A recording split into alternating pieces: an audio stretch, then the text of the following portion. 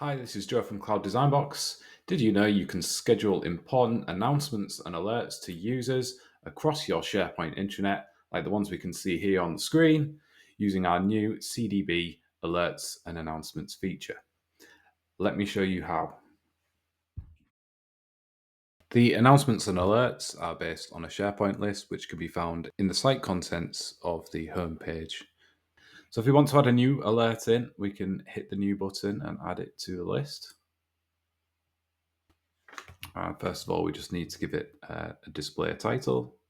In the next data entry box, we can drop down and select from a list of different statuses. So we have urgent in red, important in amber, general information in blue, and we also have green for success.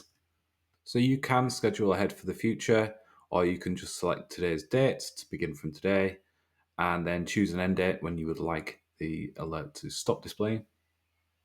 You may want to add more information or a link to more information.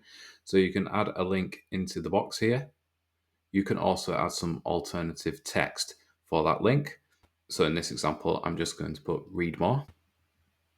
So I'm going to save that and I'll add it to my list. I can easily go back in and edit these details. If I just refresh the page, I'll go back to the home page. If multiple alerts are occurring at the same time, you see they will stack and scroll automatically. So you can see here we have some information for travel disruption, which may affect people traveling into the office, with a link to the traffic updates.